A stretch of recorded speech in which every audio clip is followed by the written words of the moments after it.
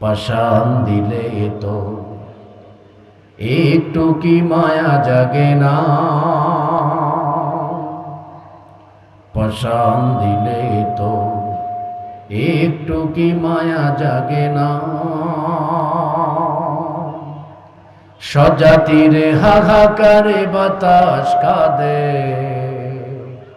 অন্তরে তবু কি ব্যথার পলে পড়ে না, ব্যথার পলে পড়ে না। আফগানে লঘু জ্বরে শত ভয়ে, বুকের কলিজা চিরে কত ময়ে। আফগানে রক্ত ঝরে শত ভয়ে, বুকের কলিজা চিরে কত ময়ে। কাশ্মীরে লুণ্ঠিত বনের আঁচল, সে কথা কি অন্তরে দা কাটে না। পাষাণ দিলে তো একটু কি মায়া জাগে না।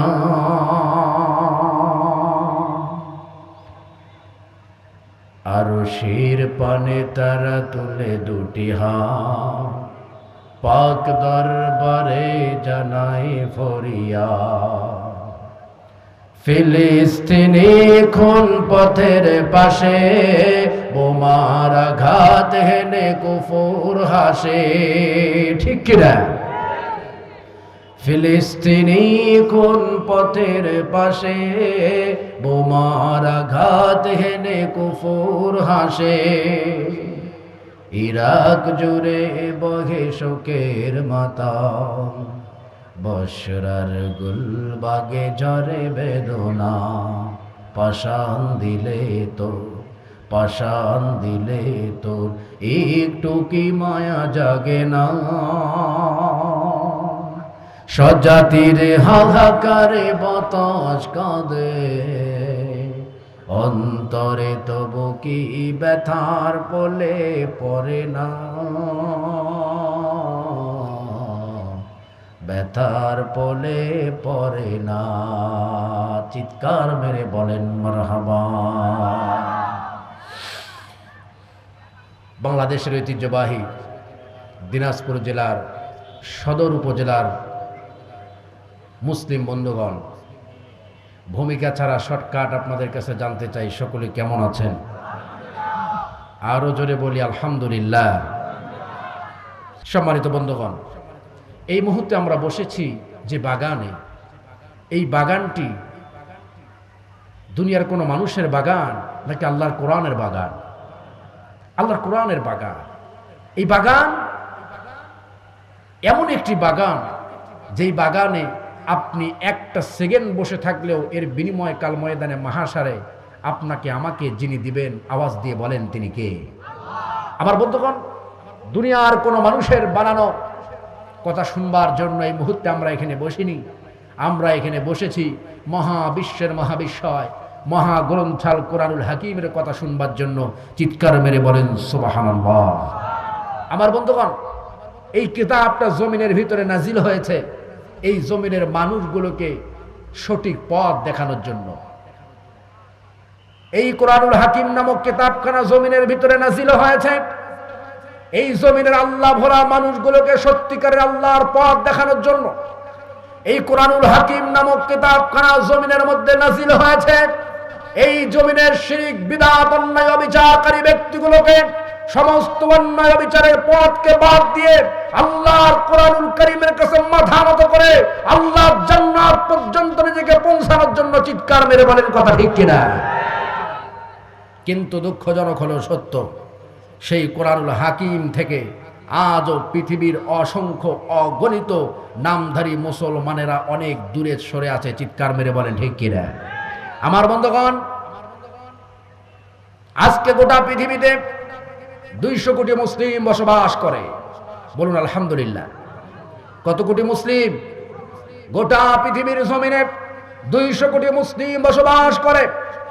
কিন্তু অত্যন্ত দুঃখের বিষয় হলো 200 কোটি মুসলিম বসবাস করবার পরেও এই পৃথিবীতে সব থেকে লজ্জিত, লাঞ্ছিত, অপমানিত, নির্যাতিত, নিষ্পেষিত, নিপীড়িত সব থেকে বেশি হচ্ছে যারা, তারাই হলো মুসলিম জাতি। আওয়াজ দিয়ে বলেন ঠিক কিনা? কেন? 200 কোটি মুসলিম পৃথিবীর জমিনে থাকবার পরেও পৃথিবীর জমিনের মুসলিমরা আজকে নির্যাতিত কেন, নিষ্পেষিত কেন, নিপীড়িত কেন, পদদলিত কেন, লাঞ্ছিত কেন, বঞ্চিত কেন, অপমানিত কেন? কারণ হলো এই পৃথিবীর 200 কোটি মুসলিমের মধ্যে যদি আজকে ভালোভাবে খোঁজ নেওয়া যায় যে তারা সত্যিকারের মুসলিম কিনা, বিশ্বাস করেন সামান্য কিছু ব্যক্তি হয়তো বা কপালে জুটবে যারা সত্যিকারের মুসলিম। বাকি সমস্ত ব্যক্তিগুলো জন্মসূত্রে মুসলিম, তাদের ভিতরে কোরআন সুন্নাহর কোনো আমল পাওয়া যায় না। চিৎকার মেরে বলে ঠিক কিনা? Bosnia, Chechnya, Herzegovina, Palestine, Iraq, Iran, Afghanistan, Gujarat, Kashmir সহ গোটা পৃথিবীতে মুসলমান যেখানে মুসলমানদের রক্ত দিয়ে আজ পর্যন্ত জমিনগুলো লাল হচ্ছে, সেখানে একটাই মাত্র কারণ, জন্মসূত্রে তারা মুসলিম হয়েছে। আজ পর্যন্ত আল্লাহর কোরআনের বিধান মেনে তারা মুসলিম হতে পারে নাই, রাসূলের আদর্শ মেনে নিজের জীবনকে সাজাতে পারে নাই। এই জন্য গোটা পৃথিবীতে মুসলমান যেখানে বামপন্থীদের নির্যাতনে স্টিমরোলারে মুসলিম জাতি নির্যাতিত, নিষ্পেষিত হচ্ছে, সেখানে কথা বলা ঠিক কিনা? আমার বন্ধুগণ, মুসলিম হওয়ার জন্য আল্লাহ পাক কিতাবকে নাজিল করেছেন। জন্মসূত্রে মুসলিম নয়, সত্যিকারের মুসলিম। বিশ্বাস করুন, বর্তমান পৃথিবীতে 200 কোটি মুসলিম নয়, 100 কোটি যদি অরিজিনাল মুসলিম থাকতো। কত কোটি? 200 কোটি না, 100 কোটি যদি অরিজিনাল মুসলিম থাকতো, এই পৃথিবীতে মুসলিমদের শরীরের মধ্যে টোকা দেওয়ার মতো দুঃসাহস কোন বামপন্থীর হতো না। চিৎকার মেরে বলেন ঠিক কিনা? কিন্তু মুসলমানরা শুধুমাত্র নিজেকে পরিচয় দেয় মুসলিম হিসাবে, তার কোনো কর্মকাণ্ডের মধ্যে মুসলিম হিসাবে কোনো পরিচয় পাওয়া যায় না। কথা বলেন ঠিক কিনা? আমাদের পার্শ্ববর্তী রাষ্ট্র ভারত, ভারতের অঙ্গরাজ্য আসাম, আসামের একেবারেই পরিচিত একজন মানুষ, গোটা ভারতের মধ্যে প্রভাবশালী একজন মানুষ, যার নাম জনাব হযরত মাওলানা বদরুদ্দিন আজমল সাহেব হাফিজাহুল্লাহ। আপনারা তার নাম শুনেছেন। বদরুদ্দিন আজমল সাহেব ভারতের আসাম রাজ্যের মুখ্যমন্ত্রী হতো আজ থেকে কমপক্ষে আরো 30 বছর আগে। হতে পারে নাই কি কারণে জানেন? নামধারী মুসলমানদের কারণে। কথা বলেন ঠিক কিনা? নামধারী মুসলমানরা, তারা মুসলমানদের লেবাস ধরে মুসলমানের ঘরে জন্মগ্রহণ করে নিজেকে মুসলমান হিসাবে দাবি করবার পরে সমাজের মানুষের কাছে, রাষ্ট্রের মানুষের কাছে নিজেকে মুসলমান হিসেবে পরিচয় দেওয়ার পরে যেই কসাই মদি মুসলমানদের কলিজার মধ্যে আগুন লাগিয়ে দেয়, সেই কসাই মদির দলকে শক্তিশালী করবার জন্য, তারা রাজনৈতিক ফায়দা লুটবার জন্য, দুনিয়াবি ফায়দা লুটবার জন্য কসাই মদির দল তারা করে। এরাই হলো আমার বন্ধুগণ মদিনার মুনাফিকদের আন্দা বাচ্চা, আব্দুল্লাহ বিন উবাইর আন্দা বাচ্চা। চিৎকার করে বলো কথা ঠিক কিনা? এগুলা কি শুধু ভারতের আসাম রাজ্যে আছে নাকি বাংলাদেশেও আছে? আসতে বলেন কেন, জোরে বলেন আছে না নাই? আমার বন্ধুগণ, এটা কিসের মাঠ? স্কুলের মাঠ নাকি? আচ্ছা, এটা হাই স্কুল এবং কলেজ মাঠ। আলহামদুলিল্লাহ, এই মাঠে খেলাধুলা হয় না মাঝে মাঝে? খেলাধুলা যে হয়, ফুটবল খেলা যখন হয় তখন কয়টা বল থাকে মাঠে? একটা বল। প্লেয়ার কয়টা থাকে? 11 দুগুণে 22 জন প্লেয়ার থাকে, একটা মাত্র বল। 90 মিনিটের খেলা, 85 মিনিট সময় পার হয়ে গেছে, গোল একটাও হয় নাই এখন পর্যন্ত। বলেন তো প্লেয়ারদের মাথা এখন গরম না ঠান্ডা? জোরে বলেন, গরম না ঠান্ডা? ও রানীগঞ্জ বাজারের মুসলমান, আপনারা কি দুর্বল হয়ে পড়েছেন নাকি? ঘুমিয়ে পড়েছেন নাকি? দুর্বল, মন খারাপ, কষ্টে নিয়ে আছেন নাকি? ইন্না মাআল উসরি ইসরা, কষ্টের মাঝেও বান্দার জন্য সুখ লিখে রেখেছেন যিনি, আওয়াজ দিয়ে বলেন তিনি কে? আমার বন্ধুগণ, 85 মিনিট সময় চলে গেছে। সময় আছে আর কয় মিনিট? 5 মিনিট। 5 মিনিটের মধ্যে যে কোনো দলের একটা গোল দেওয়াই লাগবে, কথা ঠিক কিনা? মাথা কিন্তু গরম, কোন দলের মাথা ঠিক নাই এখন, কোন প্লেয়ারের মাথা এখন ঠিক নাই। আমার বন্ধুগণ, বলকে মনের সুখে শটানো শুরু করে দিছে। বল শট খাইতে খাইতে গ্যালারিতে বসে থাকা একজন দর্শকের কোলে গিয়ে বল পড়ে গেছে। দর্শক তো চটকে উঠছে, চমকে উঠে দর্শক জিজ্ঞাসা করছে, কিরে বল, তোর তো মাঠের মধ্যে থাকার কথা, তুই মাঠ ছেড়ে আমার কোলের মধ্যে আসলি কেন? বল বলে, চাচা কম দুঃখে কি আপনার কোলের মধ্যে আসছি? বলে, কি তোর দুঃখ? বলে, 22 জন প্লেয়ার মিলে মনের সুখে আমার শটায়, শট খাইতে খাইতে মনের দুঃখে মাঠ ছেড়ে আমি গ্যালারিতে বসে থাকা দর্শকের কোলের মধ্যে এসে বসেছি। বলে, তোর এত দুঃখ কোন কারণে? আচ্ছা বল তো দেখি তুই বলের ভিতরে কি কি আছে? বল বলে, চাচা বিশ্বাস করেন আমার ভিতরে কিছু হাওয়া ছাড়া আর কিচ্ছু নাই, কথা বলেন ঠিক কিনা? ও রানীগঞ্জের মুসলমান, রানীগঞ্জের এই খেলার মাঠে, এই হাই স্কুলের মাঠে যখন খেলা হয়, যেই বল দিয়ে খেলা হয়, ওই বলের মধ্যে কি থাকে? জোরে বলেন, কি থাকে? হাওয়া। হাওয়া। চাচা বলে, তোর তো এই জন্যই কপাল খারাপ, এই জন্যই তো 22 জন প্লেয়ার মিলে তোরে মনের সুখে শটায়। আওয়াজ দিয়ে বলেন কথা ঠিক কিনা? এবার বল বলে, চাচা তাই নাকি? বলে, হ্যাঁ।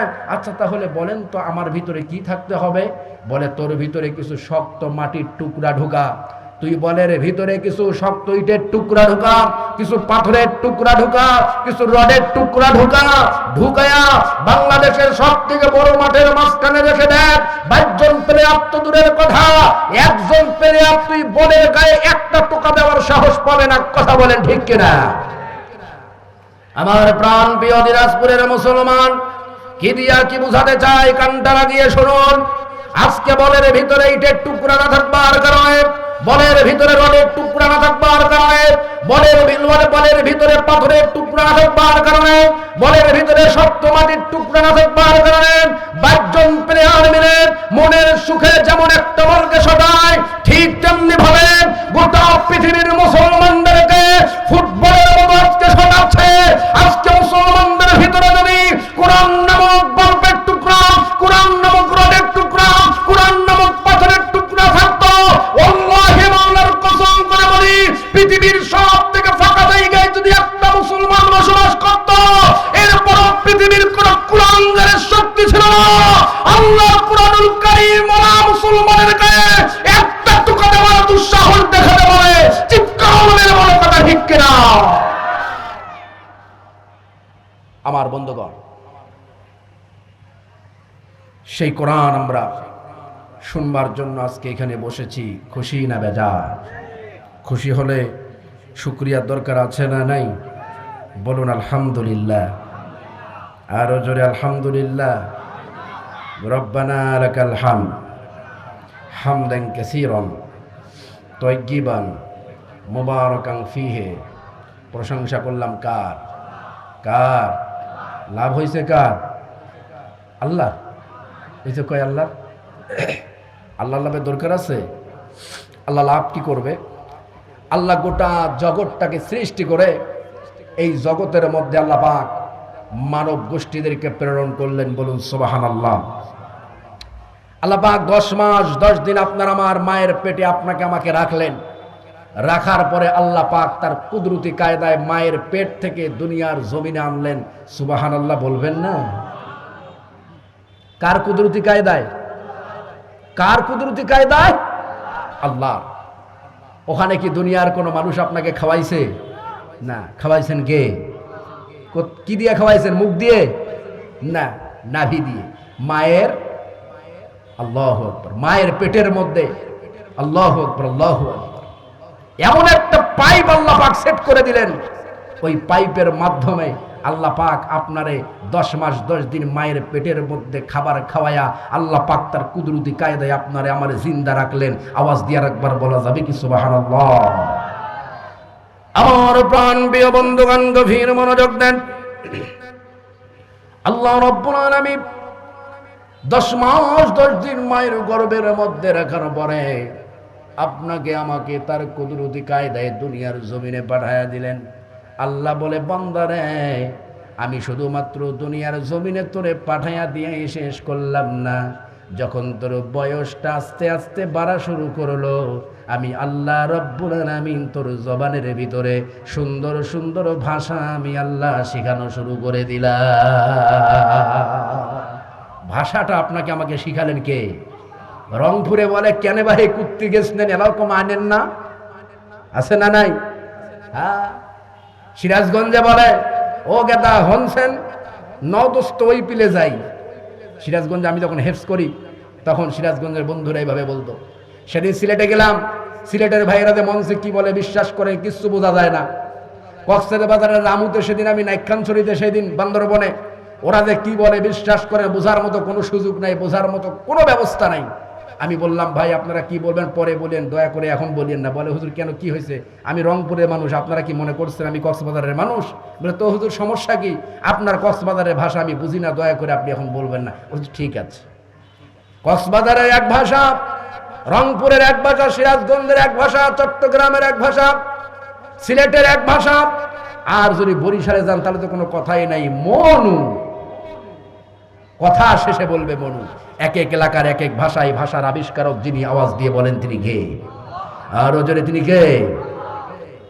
আর-রাহমানু আল্লামাল কুরআন খালাকাল ইনসান। মাত্র কয়েকজন তাকবীর দিয়েছেন, বাকি সবাই কি অবসরে গেছেন? আল্লাহর নামে তাকবীর দিতে ভয় আছে নাকি? আপত্তি আছে? কণ্ঠটা দিলেন কে? জবানটা দিলেন কে? আল্লাহর দেওয়া জবান দিয়ে কি শুধু হাকিমপুরি জর্দা দিয়ে মুসমুস করে পান চাবাবেন আর নতুন বিয়ের সাথে গল্প করবেন, এই জন্যই কি আল্লাহ জবান দিয়েছে? আল্লাহর দেওয়া জবান দিয়ে আল্লাহর জমিন থেকে বরত্ব প্রকাশ করতে হবে কার? ও মুসলমান, চিৎকার মেরে বলো কার? শাহাদত আঙ্গুলি কি আছে দিনাজপুরের মানুষের? শাহাদত আঙ্গুলিটা আকাশের দিকে উঠান তো দেখি। দুনিয়ার জমিনে যত সেকেন্ড, যত মুহূর্ত বেঁচে থাকবেন আল্লাহ। এটা এমন করে কেন ভাই? একটু দেখুন তো, এটা এমন করছে কেন? একটু প্লিজ। দুনিয়ার জমিনে যত সেকেন্ড বেঁচে থাকবেন, যত মুহূর্ত বেঁচে থাকবেন, আল্লাহর দেওয়া জবান দিয়ে একমাত্র বরত্ব প্রকাশ করতে হবে কার? আরো জোরে কার? দিনাজপুরের মুসলমান দুনিয়ার কোন নেতাকে তারা তোয়াক্কা করে চলে না, দুনিয়ার কোন প্রভাবশালীকে তারা ভয় করে না, দুনিয়ার কোন এমপি মন্ত্রীকে, রাষ্ট্রপ্রধানকে তারা ভয় করে না। দুনিয়ার মুসলমানেরা, বিশেষ করে দিনাজপুরের তৌহিদি জনতারা সারাটা জীবন তারা কাটিয়ে দিবে আল্লাহর বরত্ব প্রকাশ করে দুনিয়ার জমিন থেকে বিদায় নেবে। চিৎকার মেরে বলো ঠিক কিনা? আয়াতে কারিমা তেলাওয়াত যখন শেষ করব যখন আল্লাহর নামে তাকবীর দিতে হবে সবাই মিলে একসাথে, তখন পারা যাবে ইনশাআল্লাহ। আমি কি পরীক্ষামূলক আয়াতটা আরেকবার তেলাওয়াত করব? পরীক্ষামূলক, পরীক্ষা দিতে পারবেন এমন সাহস কি আপনাদের আছে? খালি পরীক্ষা দিলে হবে না, পরীক্ষা দিয়ে পাশ করতে হবে এমন হিম্মত আছে নাকি আপনাদের? তাহলে আমি আয়াতটা আরেকবার তেলাওয়াত করি, আপনারা একটু প্রস্তুতি নেন, গলাটা একটু পরিষ্কার করেন, দেখি আপনারা কেমন ভাবে আপনারা দিতে পারেন আল্লাহর নামে তাকবীর। রেডি তো? الرحمن علم القرآن خلق الإنسان علمه البيان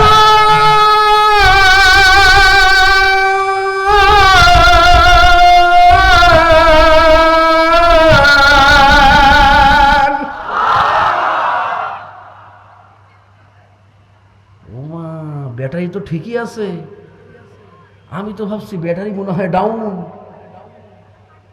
সবাই বলুন আলহামদুলিল্লাহ। এটা কি দুনিয়ার কোন মানুষের বরত্ব প্রকাশ করলেন? কার বরত্ব প্রকাশ করলেন? ও মুসলমান, আপনার জমিনে পাঠানো হয়েছে কার বরত্ব প্রকাশের জন্য? দুনিয়াতে পাঠানো হয়েছে কার গুণগানের জন্য? দুনিয়াতে পাঠানো হয়েছে কার একমাত্র প্রশংসার জন্য? চিৎকার মেরে আল্লাহু আকবার। আমার বন্ধুগণ,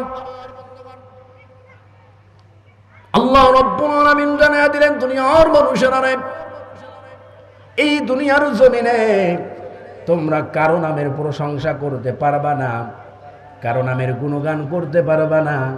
একমাত্র কেবলমাত্র শুধুমাত্র দুনিয়ার জমিনে থেকে আমি আল্লাহর নামের প্রশংসা চলবে, আমি আল্লাহ ছাড়া আর কারো নামের প্রশংসা চলবে না। বলেন না সুবহানাল্লাহ। আল্লাহ রাব্বুল আলামিন বলেন ফালিল্লাহিল হামদু রাব্বিস সামাওয়াতি ওয়া রাব্বিল আরদি রাব্বিল আলামিন। আল্লাহ রাব্বুল আলামিন বলেন ফালিল্লাহিল হামদ, সমস্ত প্রশংসা আল্লাহর জন্য হবে, সমস্ত তাবেদারি আল্লাহর জন্য হবে, সমস্ত গোলামি আল্লাহর জন্য হবে, সমস্ত জিকির আল্লাহর জন্য হবে। কোন কারণে হবে?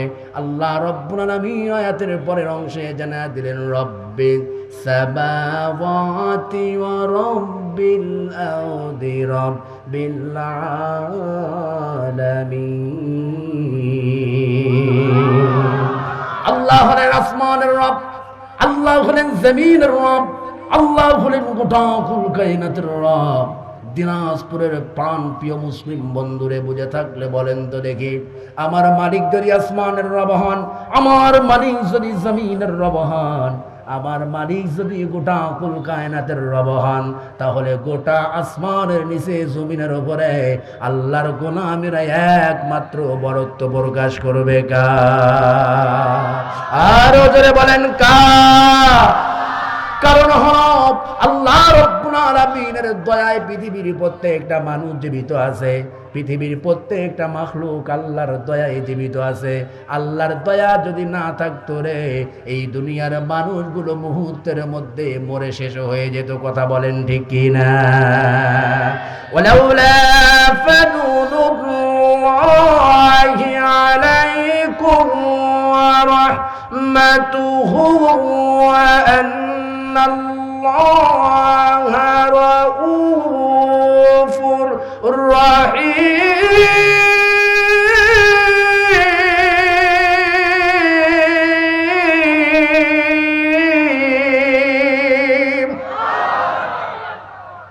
আল্লাহ বলে বান্দা আমার দয়া, কে বলছেন? আল্লাহ বলছেন বান্দা আমার দয়া, আমার মায়া, আমার অনুগ্রহ, আমার করুণা আছে জন্যই তুই এখনো জমিনে জীবিত আছিস। জোরে বলা যাবে না সুবহানাল্লাহ? নাকি বর্তমান প্রধানমন্ত্রীর দয়া, হাসিনার দয়া, খালেদার দয়া? মারাই তো গেছেন, আল্লাহ তারে কবরটারে জান্নাত বানা দিস। বলুন আমিন। এই দুনিয়ার কোন প্রভাবশালী ব্যক্তির দয়ায় আমরা বেঁচে নাই, এই দুনিয়ার কোন প্রভাবশালী ব্যক্তির দয়ায় দুনিয়ার কোন মানুষ বেঁচে থাকে না। একমাত্র মালিকের দয়ায় বান্দা জীবিত আছে, এটাই মহাসত্য। চিৎকার মেরে বলেন ঠিক কিনা?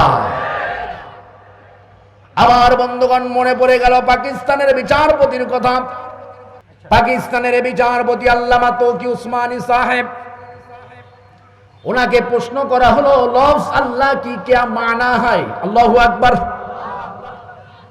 পাকিস্তানের বিচারপতিকে যখন প্রশ্ন করা হলো আল্লাহ শব্দের অর্থ কি, আপনারা কোন আল্লাহর দাসত্ব করেন, কোন আল্লাহর তাবেদারি করেন, কোন আল্লাহর বিধান দিয়ে জীবনটাকে পরিচালনা করেন, পাকিস্তানের বিচারপতি তখন জবাব দিয়ে দিল আল্লাহ উস জাত কা নাম হায় জো ওয়াজিবুল ওজুদ হায়। চিৎকার মেরে বলা যাবে কি সুবহানাল্লাহ? পাকিস্তানের বিচারপতি জবাব দিয়ে দিল দুনিয়ার মানুষ,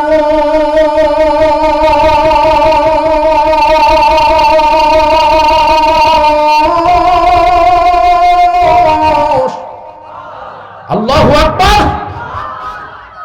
দুনিয়ার মানুষেরা রে, আমরা তো ওই সত্তার গোলামি করি, ওই সত্তার দাসত্ব করি, ওই মালিকের তাবেদারি করি, ওই মালিকের বিধান দিয়ে আমরা জীবনটারে পরিচালনা করি, ওই মালিকের বিধান দিয়ে আমরা সমাজকে পরিচালনা করি, ওই মালিকের বিধান দিয়ে আমরা পরিবারকে পরিচালনা করি, ওই মালিকের বিধান দিয়ে রাষ্ট্র পরিচালনার জন্য আমরা পদক্ষেপ গ্রহণ করি।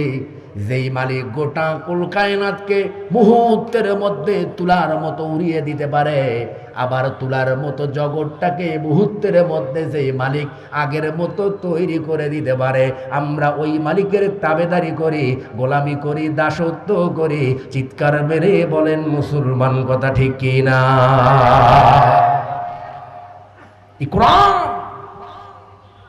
এই কোরআন হলো শান্তির কোরআন, এই কোরআন হলো রহমতের কোরআন, এই কোরআন হলো সঠিক পথ দেখানোর কোরআন। বলুন সুবহানাল্লাহ।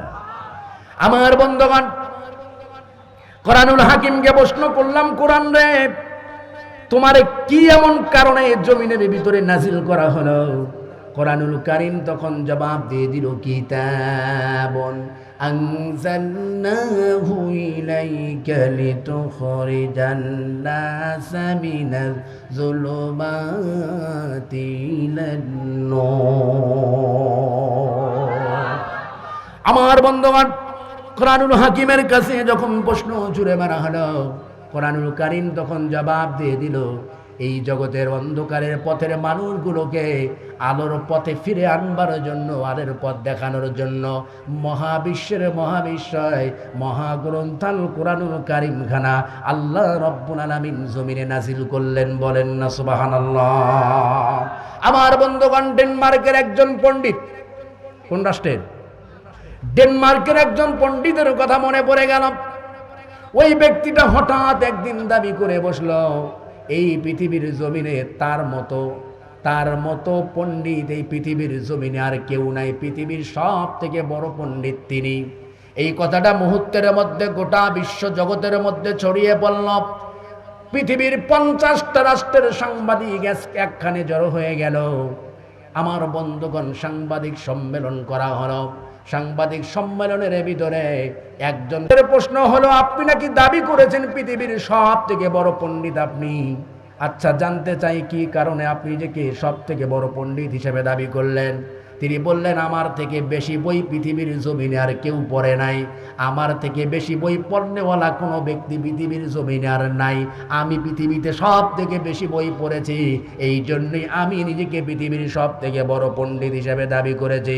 আমার বন্ধুরে, সাংবাদিকদের পক্ষ থেকে প্রশ্ন ছুড়ে মারা হলো, ওগো পণ্ডিত মশাই, জীবনে কতগুলো বই পড়ছেন জানতে চাই। বলে, মুখে বলা সম্ভব নয়, কাগজ কলমে লিখিত আকারে আমি তোমাদেরকে দিচ্ছি, সবুর করো। কয়েক মিনিটের মধ্যে আমার বন্ধুগণ, ডক্টর ইউনিগ্লানের পক্ষ থেকে, ডেনমার্কের বিখ্যাত পণ্ডিতের পক্ষ থেকে একখানা তালিকা ধরায় দেওয়া হলো 50টা রাষ্ট্রের সাংবাদিকদের হাতে। অত্যন্ত মজার ব্যাপার হলো, 50টা রাষ্ট্রের সাংবাদিকের ভিতরে একজন সাংবাদিক ছিল হলো মুসলিম সাংবাদিক। আর একবার জোরে জোরে বলা যাবে কি সুবহানাল্লাহ? আমার বন্ধুগণ, 49টা রাষ্ট্রের সাংবাদিক এক পাশ থেকে বইয়ের সিরিয়ালগুলো গোনা শুরু করে দিল। কিন্তু একজন সাংবাদিক, যিনি ছিলেন মুসলিম, এক আল্লাহর বিধান মানে, এক আল্লাহর দাসত্ব করে, এক আল্লাহর বিধান দিয়ে জীবনকে পরিচালনা করে, ওই মুসলিম সাংবাদিক বইয়ের সিরিয়াল গণে না, শুধু বইয়ের নামগুলো পড়ে, বইয়ের নামগুলো পড়ে। বইয়ের নাম পড়ার উদ্দেশ্য হলো, মুসলিম সাংবাদিক চিন্তা করছে, ডক্টর ইউনিগ্লান বলেছে পৃথিবীর সব থেকে বড় পণ্ডিত উনি, তাহলে এই পৃথিবীর জমিনে বড় পণ্ডিত হতে গেলে সব পৃথিবীর সব থেকে দামি কিতাব মুসলমানদের আল কোরআন তো পড়তেই হবে। আর মুসলমানদের কোরআন যেই ব্যক্তি পড়বে না, সেই ব্যক্তি পৃথিবীর সব থেকে বড় পণ্ডিত হওয়া তো দূরের কথা, সাধারণ শিক্ষিত ব্যক্তি হিসাবেও নিজেকে সে দাবি করতে পারে না রে, পারে না রে, পারে না। কারণ শিক্ষিত হওয়ার জন্য আল্লাহর কোরআন পড়ার দরকার। আওয়াজ দিয়ে বলো, মুসলমান আছে না না? ডক্টর ইউনিগ্লানের দেওয়া বইয়ের লিস্ট পড়া শুরু করে দিলাম। এক পাঁচ থেকে বইয়ের নামগুলো পড়তে পড়তে 35,000 বইয়ের নাম শেষে হয়ে গেল। জোরে বলেন, কত হাজার বই? ওই পিছনের মানুষগুলো কি আমার কথা শুনতে পাচ্ছে? ও ভাইরা, শোনা যায়? আমার কথা বোঝা যায়? এটা তাকবীর দেন না, লিল্লাহি তাকবীর। আমার বন্ধুগণ, 35,000 বইয়ের নাম পড়া শেষ হয়ে গেল। 49টা রাষ্ট্রের সাংবাদিক মহা খুশি হয়ে গেল। হায় রে, জীবনে তো এত বই পড়নেওয়ালা ব্যক্তি দেখি নেই, তাহলে ইনি তো হবে পৃথিবীর সব থেকে সেরা পণ্ডিত, বড় পণ্ডিত। 49টা রাষ্ট্রের সাংবাদিক মেনে নিল, কারণ তাদের ভিতরে দিন ছিল না, ইসলাম ছিল না, কোরআন ছিল না। যার ভিতরে কোরআন আছে, দিন আছে, ইসলাম আছে, আল্লাহর ভয় আছে, আখিরাত আছে, সেই ব্যক্তিটা আল্লাহ রব্বুল আলামিনের ভয় অন্তরের মধ্যে রেখে ডক্টর ইউনিগিলানের কাছে প্রশ্ন ছুড়ে মারল, ও ডক্টর ইউনিগিলান, সারাটা জীবন 35,000 বই আপনি পড়েছেন বুঝতে পারলাম, কিন্তু আমার ছোট্ট একটা কথা এখানে আছে, আপনি অনুমতি দিলে আমি কথাটা বলতে চাই। আমার বন্ধুগণ, ডক্টর ইউনিগিলান জানিয়ে দিল, মুসলিম সাংবাদিক,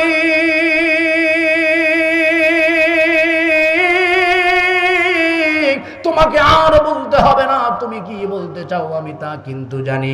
49টা রাষ্ট্রের সাংবাদিক প্রশ্ন করার সুযোগ পাইল না, তুমি মুসলিম সাংবাদিক প্রশ্ন করতে চাচ্ছ, আমার আর বোঝার বাকি নাই তুমি কি প্রশ্ন করতে চাও। ডক্টর ইউনিগিলান বলেন, মুসলিম সাংবাদিক রে, তুমি হয়তোবা বলবা তোমাদের ধর্মের কিতাবটা আমি কোন কারণে পড়ি নাই। আমার বন্ধুগণ, মুসলিম সাংবাদিক বলে, হ্যাঁ আমি জানতে চাই, 35,000 বই সারা জীবনে পড়লেন, মুসলমানদের কিতাবটা আপনি কেন পড়েন নাই? ডক্টর ইউনিগিলান জানিয়ে দিল, মুসলিম সাংবাদিক রে, আপনি মনে করিয়েন না 35,000 বই আমি পড়লাম, মুসলমানদের কিতাব আমি পড়তে পারতাম না। বিষয়টা কিন্তু এমন নয়, মুসলমানদের কিতাব পড়ার মতো সময় আমার কাছে ছিল, কিন্তু একটা মাত্র ভয়ের কারণে আমি সময় থাকবার পরেও, সুযোগ থাকবার পরেও মুসলমানদের কোরআনুল কারীম নামক কিতাবখানা আমি ডক্টর ইউনিগিলান পড়ি নাই। চিৎকার মেরে একবার বলা যাবে কি নাউজুবিল্লাহ? আপনাদের কি মনে হয়, যে ব্যক্তিটা পৃথিবীর সমস্ত বই পড়ছে, সমস্ত শিক্ষা অর্জন করছে, সমস্ত ডিগ্রি নিয়েছে, কিন্তু আল্লাহর কোরআন পড়ে নাই, এই ব্যক্তিটা কি পৃথিবীর সেরা পণ্ডিতের কথা বাদই দেন, এই ব্যক্তিটা কি নিজেকে সাধারণ শিক্ষিত হিসাবেও দাবি করার মতো অধিকার রাখে? আরো জোরে বলেন না, রাখে? দুনিয়ার যত ডিগ্রি অর্জন করো না কেন, দুনিয়ার যত রাষ্ট্রের যত ইউনিভার্সিটি থেকে ডিগ্রি নিয়ে আসো না কেন, দুনিয়ার যত বই পুস্তক তুমি পড়া শেষ করো না কেন, কাল ময়দানে মাহশরে আমার আল্লাহর সামনে দাঁড় হতে হবে, আল্লাহর কোরআন পড়তে হবে, আল্লাহর কোরআন বুঝতে হবে, আল্লাহর কোরআন মানতে হবে, আল্লাহর কোরআন দিয়ে জীবন চালাতে হবে, পরিবার চালাতে হবে, সমাজ চালাতে হবে, রাষ্ট্র চালাতে হবে, নয়তো যত বড় ডিগ্রিধারী হও না কেন, ময়দানে মাহশরে আল্লাহর সামনে মুক্তি পাওয়া যাবে না, যাবে না, যাবে না। চিৎকার মেরে বড় কথা মুসলমান, ঠিক কিনা?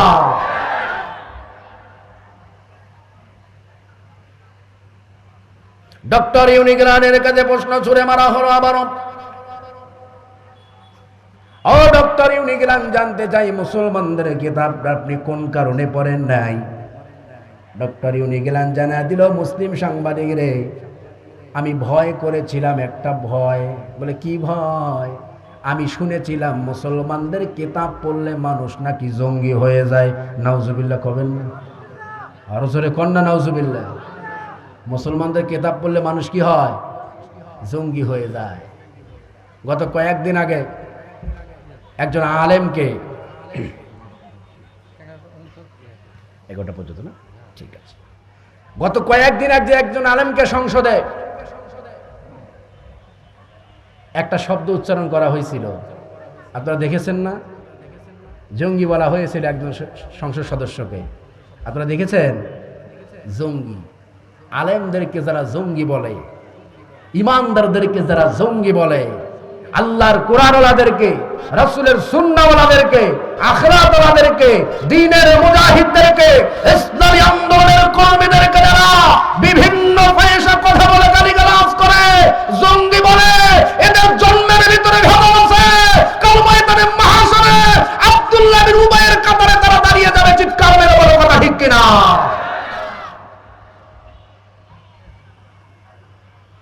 ডক্টর ইউনিগিলান যখন এই কথা জানিয়ে দিল, মুসলিম সাংবাদিক বলে, ডক্টর ইউনিগিলান, এই ভ্রান্ত চিন্তা থেকে তোমাকে বেরিয়ে আসতে হবে। আল্লাহর কোরআন পৃথিবীর মানুষগুলোকে জঙ্গি বানানোর জন্য নাজিল হয় নাই। আল্লাহর কোরআনুল হাকিম জমিনের মধ্যে মানুষগুলোকে আমার বন্ধুগণ পথভ্রষ্ট করার জন্য নাজিল হয় নাই, বরং আল্লাহ ভোলা মানুষগুলোকে, মানুষরূপী জানোয়ারগুলোকে, মুখোশধারী মুসলমানগুলোকে সত্যিকারের মানুষ বানানোর জন্যই আল্লাহ রব্বুল আলামিন কোরআনুল হাকিম নামক কিতাবখানা জমিনের ভিতরে নাজিল করে দিয়েছেন। চিৎকার মেরে বলা যাবে কি সুবহানাল্লাহ। একটা মানুষের হাত আছে, পা আছে, মুখ আছে, ঠোঁট আছে, মাথা আছে। এই মানুষটাকে আমরা দেখলে তো মানুষই বলবো, নাকি বলেন? আমরা কি বলবো? কিন্তু আপনাদের কাছে আমার প্রশ্ন, হাত, পা, মুখ, ঠোঁট এগুলো থাকলে কি মানুষ হওয়া যায়? না। আল্লাহ রাব্বুল আলামিন জানিয়ে দিলেন, লাহুম কুলুবুন লা ইয়াফকাহুনা বিহা ওয়া লাহুম আ'য়ুনুন লা ইউবসিরুনা বিহা ওয়া লাহুম আযানুন লা ইয়াসমাউনা বিহা উলাইকা কাল আন'আম।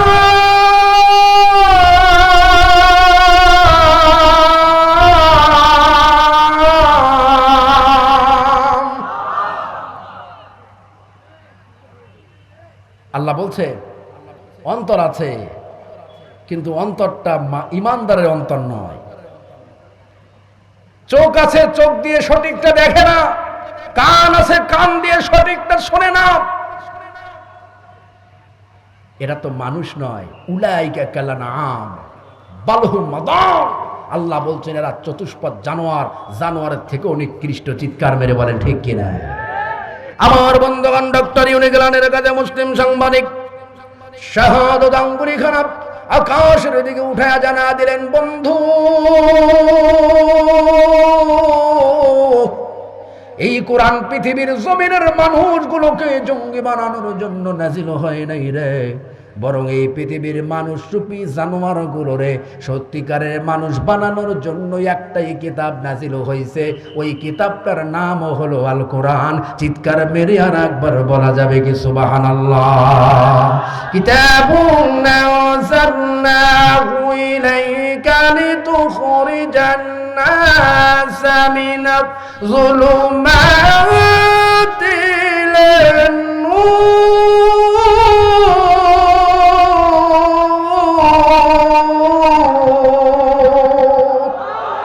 আরো জোরে বলেন আল্লাহু আকবার।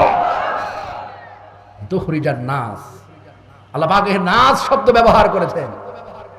এই নাসের মধ্যে শুধুমাত্র মুসলমান নাই, এই নাসের মধ্যে হিন্দু আছে, খ্রিস্টান আছে, বৌদ্ধ আছে, নাসারা আছে, ইহুদিরা আছে। পৃথিবীর সমস্ত ধর্মের, সমস্ত রাষ্ট্রের, সমস্ত গোত্রের মানুষগুলোকে উদ্দেশ্য করে আল্লাহ বলেছেন লিতুখরিজান নাস, লিতুখরিজান নাস, লিতুখরিজান নাস মিনাজ যুলুমাতি ইলান নূর। আকাশ বাতাস প্রকম্পিত করে চিৎকার মেরে বলো আল্লাহু আকবার। আমার বন্ধু, আল্লাহ বলছেন যারা অন্য ধর্মের আছো, তোরা মনে করিও না যে মুসলমানদের জন্য আমি আল্লাহ কিতাব নাজিল করেছি না। যারা খ্রিস্টান ধর্ম মানছো তারা মনে করিও না আমি মুসলমানদের জন্য শুধু কিতাব নাজিল করেছি না। যারা বৌদ্ধ ধর্ম মানছো তারা মনে করিও না যে আমি মুসলমানদের জন্য শুধু কিতাব নাজিল করেছি না। লিতুখরিজান নাস, সমস্ত ধর্মের মানুষের জন্য, সমস্ত দলের মানুষের জন্য, সমস্ত মতের মানুষের জন্য, সমস্ত গোত্রের মানুষের জন্য আমি আল্লাহ পাক স্পেশাল বাল্ব হিসাবে একটা কিতাব নাজিল করে দিলাম। ওটার নামই হলো মহাগ্রন্থ আল কোরআন। চিৎকার মেরে বলা যাবে কি সুবহানাল্লাহ। তাহলে আজকের এই কোরআনের বাগান, এটা কি শুধু মুসলমানদের বাগান? না, এই বাগানের সবাই আসবে, সমস্ত ধর্মের মানুষরা এই বাগানে আসবে, এসে আল্লাহর কোরআনের নূর তারা গ্রহণ করবে। আরে ভাই, এখানে যদি সমস্ত ধর্মের মানুষেরা না আসে, আল্লাহর কোরআনের নূর তারা পাবে কোথায়? দিনের নূর তারা পাবে কোথায়? জান্নাতের নূর তারা পাবে কোথায়? এখান থেকেই তো জান্নাতের নূর, আখিরাতের নূর, কোরআনের নূর সংগ্রহ করতে হবে। চিৎকার মেরে বলেন কথা ঠিক কিনা? আমার প্রাণ প্রিয় বন্ধুগণ, ডক্টর ইউনিগ্লানের কাছে মুসলিম সাংবাদিক একখানা কুরআনুল হাকিমের কপি হাতের মধ্যে ধরায়া দিল। সুবহানাল্লাহ। আল্লাহ রাব্বুল আলামিন বলেন, ইয়া আইয়ুহাল্লাযীনা আমানুত্তাকুল্লাহা হাক্কা তুকাতিহি ওয়া লা তামুতুন্না ইল্লা ওয়া আনতুম মুসলিমুন। চিৎকার মেরে বলা যাবে কি সুবহানাল্লাহ। সম্মানিত দিনাজপুরবাসী, সূরাতুল ইমরান 102 নম্বর আয়াত। আল্লাহ রাব্বুল আলামিন 1000 বছর পূর্বে বিশ্বের মানুষদেরকে জানায়া দিলেন, ইয়া আইয়ুহাল্লাযীনা আমানু, হে ঈমানদারেরা। আল্লাহ রাব্বুল আলামিন ঈমানদারদেরকে ডাক দিয়ে বলছেন, দুইটা গুণ অর্জন করো। 1 নাম্বার আল্লাহর ভয় দিলের ভিতরে বসায়া দাও। 2 নাম্বার সত্যিকারের মুসলমান হয়ে যাও। মুসলমান না হয়ে কবরের মধ্যে আসিও না। বলেন সুবহানাল্লাহ। আমার বন্ধুগণ, আমরা দুনিয়াতে এক সময় ছিলাম না, আজ আমরা দুনিয়াতে আছি। এক সময় কিন্তু এই দুনিয়ার জমিনে আমরা থাকবো। জোরে বলেন, থাকবো। দুনিয়ার জমিন থেকে বিদায় নিতে হবে না এমন কোন ব্যক্তি কি আছেন? হাত উঠে দেখাবেন আমাকে, যে হুজুর দুনিয়ার জমিন থেকে আমাকে বিদায় নিতে হবে না, আমি আসি থাকবো। এমন কেউ আছে? বিদায় সবাইকে নিতে হবে। দাড়ি যার পেকেছে সেও যাবে, দাড়ি যার পাকে নাই সেও যাবে, ঠিক কিনা? দাঁত যার মুখে উঠেছে সেও কবরে যাবে, দাঁত যার মুখ থেকে উঠার পরে পড়ে গিয়েছে সেও পৃথিবীর জমিন থেকে বিদায় নিয়ে কবরে যাবে। কথা বলেন ঠিক কিনা? আমার বন্ধুগণ, গতকাল রাতে আমি এশার সালাতের পরে একটা জানাজার মধ্যে ছিলাম। জানাজার নামাজের পরে আমার বন্ধুগণ, আমরা যখন কাউকে কবরের মধ্যে রেখে দেই তখন একটা দোয়া পড়ি। বলেন তো এই দোয়াটা এলাকায় আছে না নাই? মিনহা খলাকনাকুম ওয়া ফিহা নুঈদুকুম ওয়া মিনহা নুখরিজুকুম তারাতান উখরা। কে আসা হবে? অন্ধকার কবরের জীবনটা এক সময় ফুরিয়ে যাবে, কবরের জিন্দেগি এক সময় শেষ হয়ে যাবে।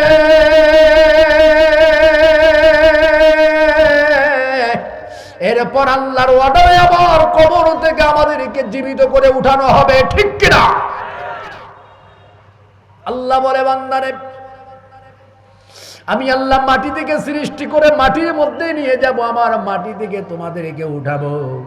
একবারও কি চিন্তা করে দেখেছো রে বান্দা, যে মাটির মধ্যে আমি তোমাদেরকে নিয়ে যাব, ওই মাটিটা তোমাদের জন্য সাপ বিচ্ছুর গর্ত হতে পারে, আবার ওই মাটির জায়গাটা তোমাদের জন্য জান্নাতের বাগানও হয়ে যেতে পারে। বলেন ঠিক কিনা? আল্লাহ রাব্বুল আলামিন বলে, দুনিয়ার মানুষ,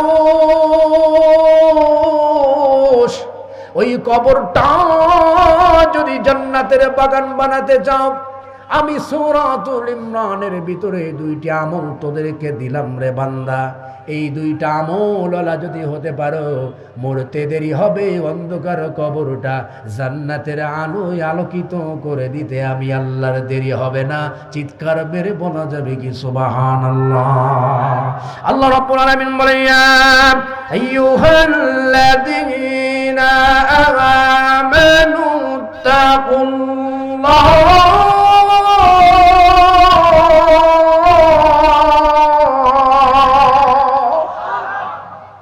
অন্তরের ভিতরে মুমিনের ভয় থাকবে কার? আর জোরে বলেন কার? ও দিনাজপুরের মুসলমান বন্ধুরে, এদেশের মুসলমানদের অন্তরের মধ্যে আল্লাহর ভয় যদি থাকতো গো, একজন পিয়নের কাছে 400 কোটি টাকার খোঁজ পাওয়া যেত না। আওয়াজ দিয়ে বলা যাবে কি কথা ঠিক কিনা? আমার বন্ধুগণ, আল্লাহর ভয় যদি এই দেশের মানুষের মধ্যে থাকতো, এদেশের মানুষ নামাজ পড়ার পরেও সুদের ব্যবসা করতে পারতো না, ঠিক কিনা? আল্লাহর ভয় যদি এদেশের মুসলমানদের অন্তরের মধ্যে থাকতো রে, নিরপরাধী মানুষগুলোকে বছরের পর বছর বিনা কারণে জেলের ভিতরে ঢুকায় রাখতে পারতো না। চিৎকার মেরে বলো মুসলমান, কথা ঠিক কিনা? আমানুত্তাকুল্লাহ। মুসলিম যদি হয়ে থাকো, অন্তরের মধ্যে ভয় থাকবে কার? ও মুসলমান, চিৎকার মেরে বলো, ভয় থাকবে কার? আল্লাহর ভয়। ইন্নাল্লাহা মা'আল্লাযীনা اتقوا والذين هم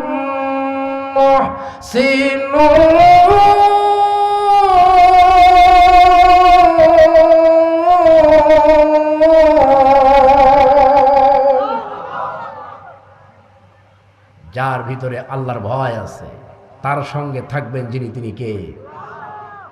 যার ভিতরে মালিকের ভয় আছে তার সঙ্গী হবেন যিনি, তিনি কে? আল্লাহ রাব্বুল আলামিন বলে, বান্দারে মিনহা খলাকনাকুম ওয়া ফিহা নুঈদুকুম ওয়া মিনহা নুখরিজুকুম। বান্দারে আমি যেহেতু তোরে মাটি দিয়ে সৃষ্টি করেছি, নির্দিষ্ট একটা সময়ের জন্য আমি আল্লাহ তোরে দুনিয়ায় ছেড়ে দিলাম রে বান্দা। দুনিয়ার জমিনে রং তামাশা করিস না, রং তামাশার জন্য আমি আল্লাহ তোরে দুনিয়ার জমিনে পাঠাই নাই। চিৎকার মেরে বলা যাবে কি ঠিক কিনা? আমার বন্ধুগণ, আল্লাহ বলছেন, বান্দারে সময় যখন ফুরিয়ে যাবে, আমি আল্লাহর অর্ডার হয়ে যাবে, আমি আল্লাহর অর্ডার যখন হয়ে যাবে, মালাকুল মউত মুহূর্তের মধ্যে তোর কাছে হাজির হয়ে যাবে, ঠিক কিনা? মালাকুল মউত যখন হাজির হয়ে যাবে, মুহূর্তের মধ্যে প্রাণটা কেড়ে নিবে। কয়েক ঘন্টার ভিতরে তোরে রেখে আসা হবে যেই কবরে, ওই কবরটা জান্নাতের বাগান বানানোর দরকার আছে না নাই? দুইটা আমল আল্লাহ রাব্বুল আলামিন দিলেন। এক নাম্বার, আল্লাহর ভয় থাকবে কোথায়? অন্তরের মধ্যে আল্লাহর ভয় থাকবে।